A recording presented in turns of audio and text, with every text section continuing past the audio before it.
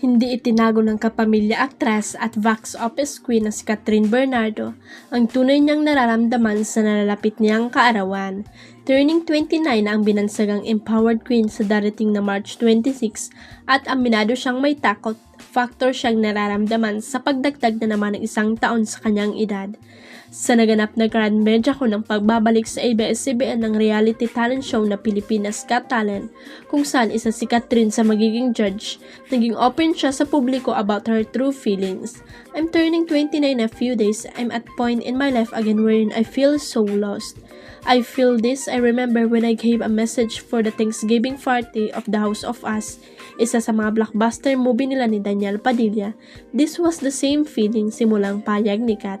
To be honest, I'm so scared. I'm so lost, but I think it's so brave na everyday I show up just like what Donnie Pangilinan, isa rin sa bagong judge ng PGT, said kanina. I show up and I choose to grow and accept all the uncertainties because I don't know, bigla ko lang siya na-feel, paliwanag ng award-winning actress. Nabanggit din ni Catherine na maaaring birthday blues o ang tinatawag na quarter life crisis ang nararamdaman niya ngayon. Parang what's next for me? Parang I'm feeling all this emotion. Feeling ko it's just brave na tinanggap ko yun. I'm allowing myself to be vulnerable. I have my days, hindi ko na yun tinatago sa mga tao. Sabi pa niya. Samantala, siniguro ni Catherine at ng tatlo pang judge ng PGT Season 7 na sina Donnie Pangilinan, Eugene Domingo and former ABS-CBN President Freddy FMG Garcia na ihandog nila sa sambayan ng Pilipino ang isang bonggang-bonggang show. Ang bongga lang dahil magkasama pala sina Francine Diaz at Seth Fidlin sa Body of Work, The Bench Show, ngayong Friday, March 21 sa SM MOA Arena.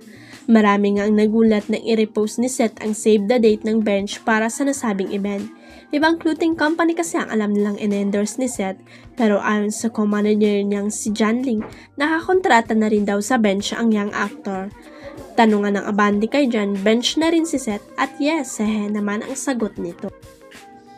Tuwang-tuwa nga ang Seth fans dahil pareho nga kasama sa Bench fashion event sina Francine at Seth. Sabi nga nila mas matinding suporta pa ang gagawin nila at maaga pa lang ay susugod na sila sa SM MOA Arena. Anyway, wala pang sagot ang tinanong ng abante kung pareho bang magpapasexy sa Body of Work, The Bench Show ang mag-collab team.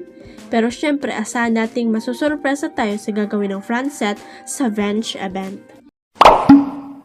Huwag kalimutang i-click ang subscribe button at i-ring ang notification bell para sa latest at legit chika updates.